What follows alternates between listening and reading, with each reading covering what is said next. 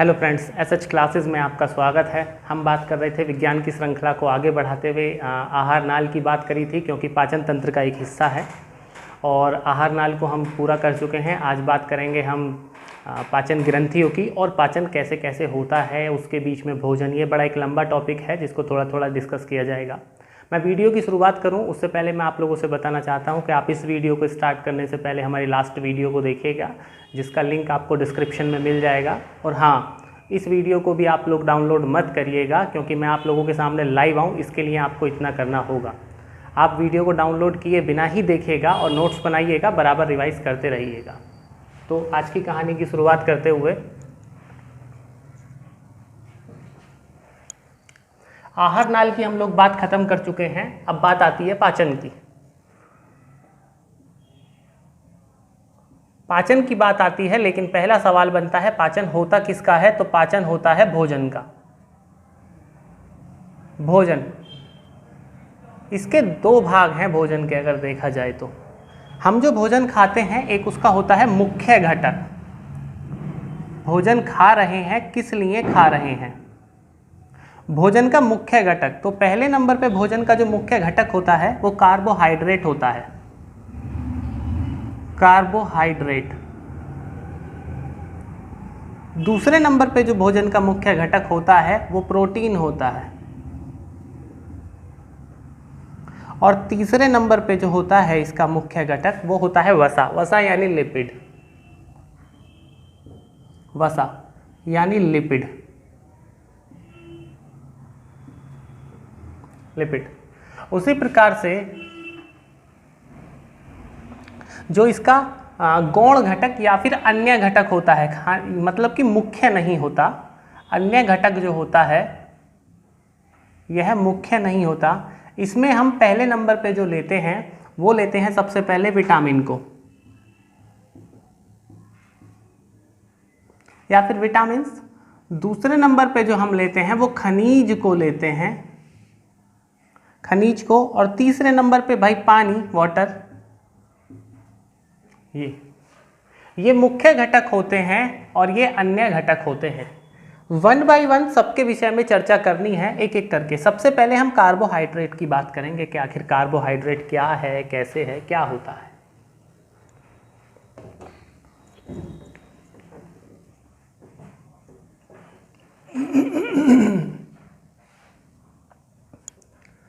तो कार्बोहाइड्रेट की बात करते हैं।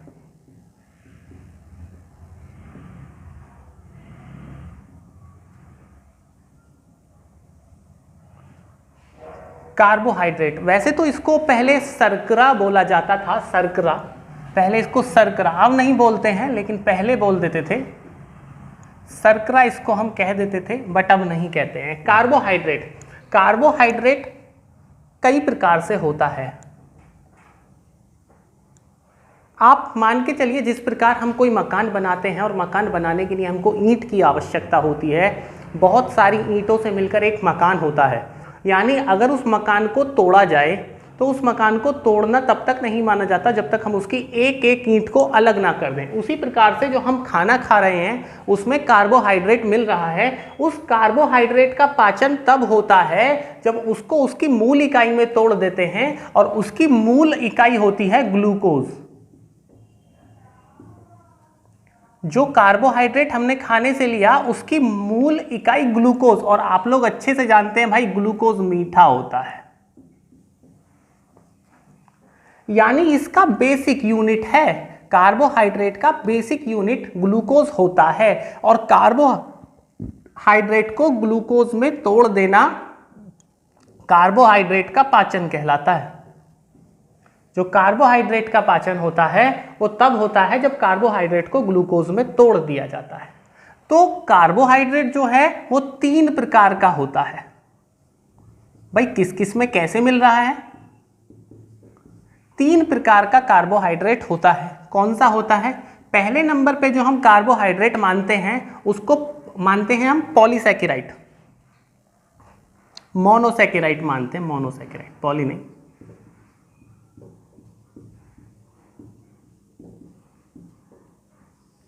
मोनोसैकेराइड। देखिए मोनो का मतलब एक से है और सैकेराइड का मतलब, यहीं से बात बदल जाती है। पहले नंबर पे मोनोसैकेराइड बताने से पहले मैं आपको ग्लूकोज के विषय में बता दूं कि आखिर कार्बोहाइड्रेट और ग्लूकोज जो है वो है क्या। कार्बोहाइड्रेट या ग्लूकोज, कार्बोहाइड्रेट जो है एक रसायन है जो CH then O, CHO, C से कार्बन, H से हाइड्रोजन, O से ऑक्सीजन, इन तीनों का अनुपात बताता है। क्या अनुपात बताता है? 1:2:1। यानी कोई भी ऐसा रसायन जो कार्बन, हाइड्रोजन, ऑक्सीजन का अनुपात बताए और वो अनुपात 1:2:1 में होगा। कैसे? जैसे अगर हम ग्लूकोज की बात करें तो ग्लूकोज का फॉर्मूला होता है C6H12O6, यानी यहां पर 6 है, यहां 12 और यहां 6। दोबारा कार्बन के 6 परमाणु, हाइड्रोजन के 12 परमाणु और ऑक्सीजन के 6 परमाणु, ये सभी मिलकर ग्लूकोज का एक अणु बना रहे हैं। इन्होंने मिला और मिला के ग्लूकोज का एक अणु बना दिया।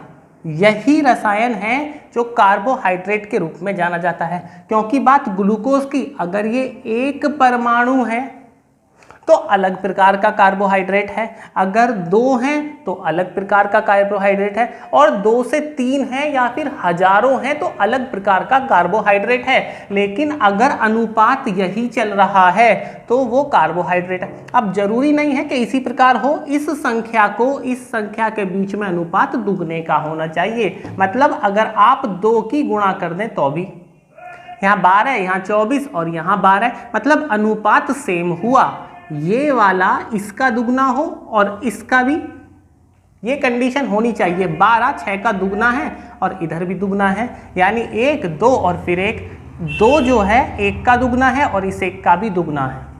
तो कोई भी ऐसा रसायन जिसमें कार्बन, हाइड्रोजन, ऑक्सीजन का अनुपात 1:2:1 में हो, उस रसायन को हम कार्बोहाइड्रेट बोलते हैं। और उसका जो बेसिक यूनिट, जो बेसिक मात्रक या बेसिक इकाई है, उसको हम ग्लूकोज के रूप में जानते हैं। तो अब कहानी को आगे बढ़ाते हैं। कार्बोहाइड्रेट 3 प्रकार का होता है और उस 3 प्रकार में सबसे पहले मोनोसैकेराइड होता है। मोनो का मतलब एक होता है और मोनोसैकेराइड ऐसा वह कार्बोहाइड्रेट होगा जिसमें ग्लूकोज का एक परमाणु हो। जैसे कि भाई यहां पर है, हम लोग देखते हैं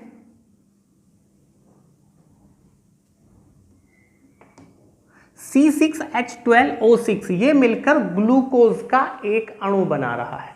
हालांकि कार्बन के परमाणु 6 हैं, हाइड्रोजन के परमाणु 6 हैं और ऑक्सीजन के परमाणु 6 हैं, लेकिन ये तीनों मिलते हैं तो कुल मिलाकर एक अणु बनाते हैं। किसका? ग्लूकोज का। ग्लूकोज का एक अणु इन्होंने बना दिया। उसी प्रकार मोनोसैकेराइड हम उस वाले कार्बोहाइड्रेट को बोलेंगे जिसमें ग्लूकोज का मात्र एक अणु हो, ग्लूकोज का एक अणु हो। तो इसके अंदर हम रखते क्या क्या हैं? इसके अंदर जो हम रखते हैं, पहले नंबर पे हम ग्लूकोज को रखते हैं, ग्लूकोज को रखते हैं। उसके बाद हम इसमें फ्रैक्टोज को रखते हैं, फ्रैक्टोज को रखते हैं और उसके साथ में गैलेक्टोज को रखते हैं।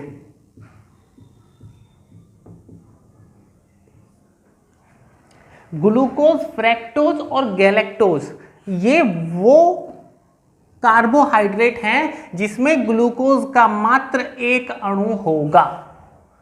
एक अणु होगा कार्बोहाइड्रेट का, तो उसको मोनोसैकेराइड बोलते हैं।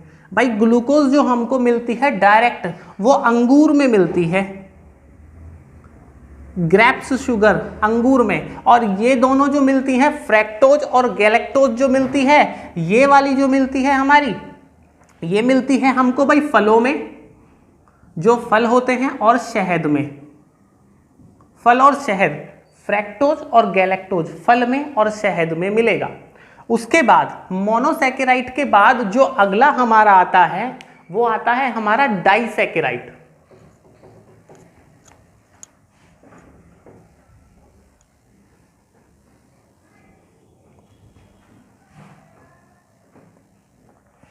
जो हम मोनोसैकेराइड, एक तो हो गया मोनोसैकेराइड, दूसरे नंबर पे जो आएगा हमारा वो आएगा हमारा डाइसैकेराइड।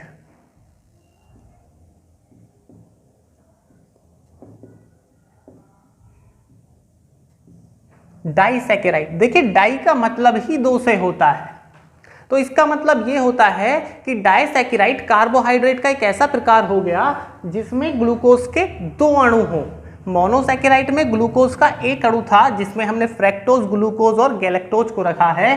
डाइसैकेराइड में क्या होगा, इसमें ग्लूकोज के दो अणु होंगे, दो अणु यानी एक से ज्यादा। तो इस कैटेगरी में हम जो पहले रखते हैं वो सबसे पहले रखते हैं हम सुक्रोज को। सुक्रोज, आपको पता है भाई सुक्रोज गन्ने की शुगर मानी जाती है, जो गन्ना होता है शुगर केन उसमें सुक्रोज होती है। अब क्योंकि इसमें दो अणु हैं तो वो दोनों हैं कौन से, तो पहले नंबर पे तो इसमें एक ग्लूकोज का अणु पाया जाएगा और दूसरे नंबर पे फ्रैक्टोज पाया जाएगा, यानी एक अणु फ्रैक्टोज का और एक हमारा ग्लूकोज का। फ्रैक्टोज और ग्लूकोज मिलकर आपस में सुक्रोज बना देते हैं। और सुक्रोज पाया कहां जाता है भाई, गन्ने में पाया जाता है। जो गन्ने की मिठास होती है शुगर केन, वो ग्लूकोज और फ्रैक्टोज दोनों से मिलकर बनी होती है। भाई दूसरे नंबर पे जो बात आती है वो आती है हमारी माल्टोज की। माल्टोज, माल्टोज का मतलब होता है माल्ट शुगर, माल्ट यानी शीरा, जिससे हम एथिल अल्कोहल यानी शराब बनाते हैं। माल्ट शुगर, शीरा से शराब बनती है, आप लोगों को पता है। तो जो ये माल्ट शुगर है उसी से, इसमें क्या है, इसमें भी दो अणु होंगे, एक तो ग्लूकोज होगा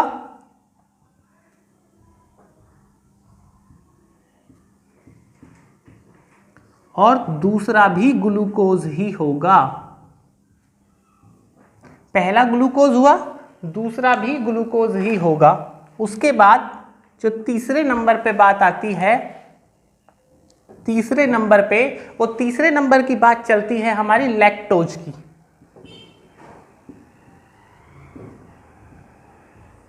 भाई लैक्टोज नाम सुना सुना लग रहा होगा, लैक्टोज का मतलब दूध से होता है, यानी मिल्क शुगर, जो दूध की मिठास होती है। देखिए वैसे मैं आपको बता दूं, लैक्टोज की अपनी एक अलग कहानी है। आप लोगों के पास दूध है, आप दूध को उबालिए और गर्म दूध को पीजिए तो वो मीठा नहीं लगता, बट उसी दूध को जब ठंडा करते हैं तो वो मीठा लगने लगता है। क्यों, क्योंकि लैक्टोज गर्म होने के साथ में कम होती चली जाती है, और जैसे जैसे दूध ठंडा किया जाता है ऑटोमेटिकली लैक्टोज दोबारा आ जाती है। आपने टीवी में देखा होगा बहुत सारी क्रीम वगैरह का नाम लैक्टोकेलामाइन या लैक्टो, ये लैक्टो वर्ड जहां पर भी आ जाता है ये बताता है भाई दूध का प्रोडक्ट है। अब चाहे वो साबुन हो, क्रीम हो या फिर शैम्पू हो, कोई भी आइटम हो। तो लैक्टोज जो होती है इसमें भी दो ही अणु होंगे। क्यों, क्योंकि भाई हम डाइसैकेराइड की बात कर रहे हैं। एक तो ग्लूकोज होगा, जो लैक्टोज है, लैक्टोज में एक तो ग्लूकोज का अणु होगा और दूसरा होगा गैलेक्टोज का। आज का टॉपिक बहुत ही इंपॉर्टेंट है, क्योंकि जितने भी सी ग्रुप के एग्जाम हैं, छोटे एग्जाम हैं, उन सभी के लिए फैक्चुअल क्वेश्चन के तौर पे ये सवाल पूछे जाते हैं। हालांकि पीसीएस या आईएएस के एग्जाम में ये सब सवाल नहीं पूछे जाते हैं, जितने भी फैक्चुअल क्वेश्चन है वहां नहीं पूछे जाएंगे, वहां कंसेप्चुअल चीजें पूछी जाती हैं। ये फैक्चुअल चीजें हैं। और वैसे भी कल नोटिफिकेशन आ चुका है यूपी पैट का, जो क्वालिफाइंग पेपर है आप लोगों को भरना होगा, और उसमें भी ये बहुत काम आएगा क्योंकि साइंस का पोर्शन उसमें दिया है। तो डाइसैकेराइड में हमारी तीन कैटेगरी हैं। जैसे तीन कैटेगरी हमने मोनोसैकेराइड में रखी है, ग्लूकोज रखी है, दूसरे नंबर पे फ्रैक्टोज रखी है, और उसके बाद हमने गैलेक्टोज रखी है। उसी प्रकार डाइसैकेराइड यानी जिसमें दो अणु होते हैं, ग्लूकोज के मान लीजिए या कार्बोहाइड्रेट कह लीजिए, क्योंकि कार्बोहाइड्रेट का बेसिक यूनिट जो है वो ग्लूकोज है। डाइसैकेराइड में सुक्रोज रखा है जो ग्लूकोज और फ्रैक्टोज से बना होता है। माल्टोज रखा है, इसमें ग्लूकोज के दो अणु हैं यानी ग्लूकोज प्लस ग्लूकोज। और उसके बाद हमारा लैक्टोज है, वो ग्लूकोज प्लस गैलेक्टोज से मिलकर बना है।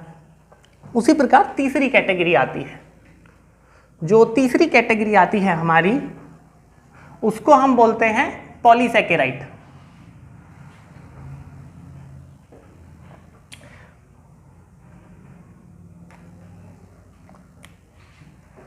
पॉलीसैकेराइड। तीसरा,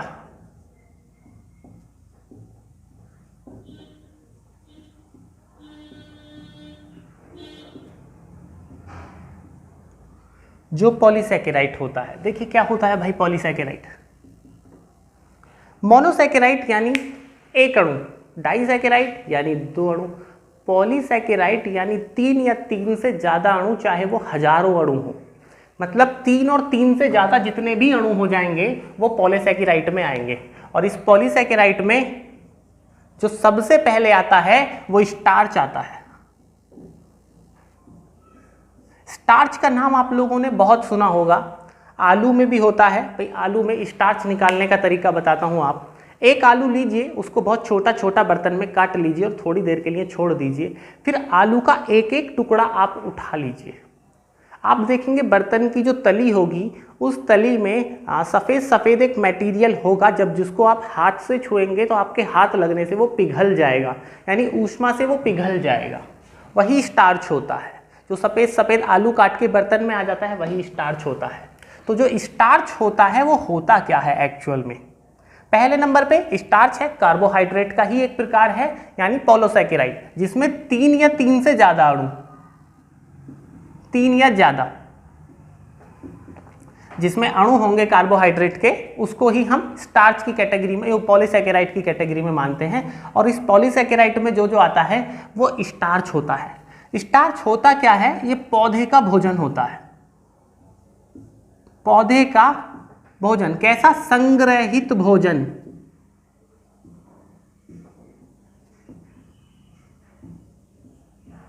पौधे का संग्रहित भोजन मतलब, इस बात का मतलब क्या है? पौधा भाई सूर्य का प्रकाश होगा, वो उसमें अपना खाना बनाएगा, लेकिन कभी कभी ऐसी भी तो कैटेगरी होती है कि सूर्य का प्रकाश आएगा ही नहीं, यानी बारिश पड़ रही है, 2-3 दिन लगातार बारिश पड़ रही है, भाई बरसात का मौसम चल रहा है, तो उस कैटेगरी में होगा क्या? वो पौधा जो भोजन सूर्य के प्रकाश में बनाया है उसको स्टोर करके रखेगा। जैसे हम लोग अपना पैसा बैंकों में जमा कर लेते हैं या फिर गोल्ड खरीद लेते हैं ताकि वो बुरे वक्त में काम आए, उसी प्रकार से पौधा अपना भोजन जो बनाता है, क्योंकि उसके पास पैसा तो है नहीं, वो तो अपना बेचारा भोजन बनाएगा कैसे? जब उसके पास सूर्य का प्रकाश होगा, कार्बन डाइऑक्साइड होगी और उसके पास बराबर पानी की मात्रा होगी, तो वो उसी दौरान अपना इकट्ठा भोजन बना लेता है और स्टार्च के रूप में उसको पौधा स्टोर कर लेता है अपने पास में। उसने भोजन बनाया और स्टार्च के रूप में अपने पास स्टोर कर लिया, यानी संग्रहित कर लिया, पहला तो ये। और समय समय पर उसका इस्तेमाल करेगा, जब धूप नहीं निकलेगी तो उसका इस्तेमाल करता रहेगा। दूसरे नंबर पे जो बात आती है हमारी स्टार्च के बाद में, वो आती है हमारी ग्लाइकोजन की।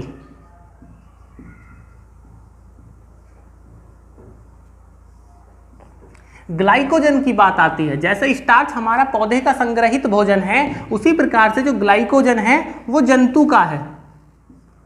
जंतु के अंदर आप जीव कोई भी ले ली, चाहे वो मानव हो, अगर वो मानव भी है तो इस मानव का संग्रहित जो भोजन होगा वो ग्लाइकोजन के रूप में होगा। भाई ग्लाइकोजन है तो मतलब मान के चलिए वही वाला सिस्टम। जैसे आप लोग खाना खाते हैं, खाना खाने के बाद जितनी एनर्जी बनी, वो एनर्जी क्या मतलब ग्लूकोज बनी, ग्लूकोज को फाइनली तोड़ा जाता है ऑक्सीजन के साथ। मैं अगले टॉपिक में बताऊंगा किस तरीके से टूटता है। तो एनर्जी बनती कैसे है? खाना खाया, खाने से जो हमें पोषक पदार्थ मिले, सबसे पहले भाई कार्बोहाइड्रेट मिलेगा, फिर प्रोटीन मिलेगा, फिर वसा मिलेगी, और खनिज हुआ या विटामिन हुए वो अलग चीजें होगी। सबसे पहले कार्बोहाइड्रेट मिला। जो कार्बोहाइड्रेट मिला हमारी बॉडी में जितनी उसकी जरूरत थी उतना काम में आ गया, लेकिन जो एक्स्ट्रा बचा उसको स्टोर कर लिया जाता है। कहाँ भाई? लीवर में स्टोर हो गया। वो स्टोर हो गया मतलब जो वो स्टोर हुआ वो ग्लाइकोजन के रूप में हुआ। ग्लूकोज को ग्लाइकोजन में कैसे बदला, किसने बदला? चलिए बता देता हूं, इंसुलिन बदलती है। कैसे बदलती है वो आगे बात करेंगे।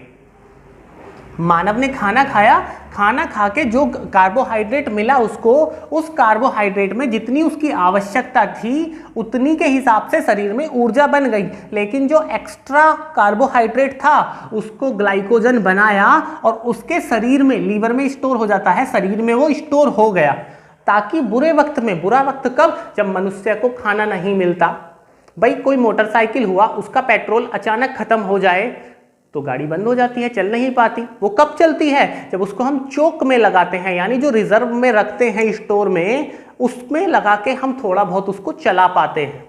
उसी प्रकार से यहां पर कंडीशन आती है कि जब मानव को खाना नहीं मिल रहा है तो जो उसने संग्रहित करके रखा है, जो अपना खाना स्टोर करके रखा है, उससे ऊर्जा प्राप्त करेगा। और जब भैया ये खत्म हो जाएगा तो किसी दूसरी चीज पे जाएगा, जब दूसरी खत्म हो जाएगी तो तीसरी चीज पे जाएगा, जब तीसरी खत्म हो जाएगी तो आत्मा का परमात्मा से मिलन हो जाएगा।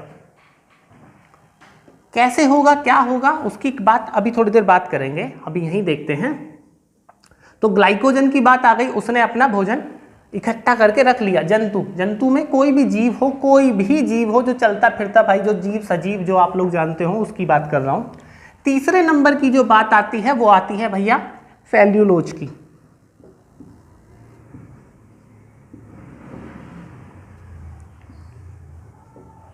सेल्यूलोज की बात आती है। तो भाई सेल्यूलोज की बात करते समय मैं आपको बता दूं सेल्यूलोज का होता है, सेल्यूलोज वही होता है भाई जिससे कोई भी पेड़ पौधा यानी कोशिका अपनी भित्ति बनाती है। कोशिका यानी सेल, जो कोशिका होती है वो अपनी भित्ति यानी दीवार, मैंने आपको पहले भी बताया था कोशिका भित्ति। भाई कोशिकाएं जो होती हैं, जो कोई भी कोशिका होती है, कोशिका जो होती है वो दो प्रकार की होती है। पहली जो कोशिका होती है वो होती है भाई जंतु कोशिका। जंतु मानव हुआ, कोई भी जीव जंतु हुआ। जंतु जो जीव की कैटेगरी, जीव और जंतु दोनों में डिफरेंस है। जीव तो पौधे भी होते हैं बट पौधे जंतु नहीं होते, बट जो जंतु हैं वो जीव होते हैं। मानव हुआ, हाथी, भेड़, बकरी, शेर, चीता, जितना भी कोई कीड़े मकोड़े, सब जंतु की कैटेगरी में आ गए हैं ये सब। उसके बाद जो आती है कोशिका, दूसरी होती पौधा यानी पादप कोशिका। जो पादप कोशिका है, इसकी जो कोशिका होगी उसमें झिल्ली होती है, कोशिका झिल्ली होती है। लेकिन जो पादप कोशिका होता है उसमें कोशिका भित्ति होती है पहले नंबर पे, और दूसरे नंबर पे झिल्ली होती है।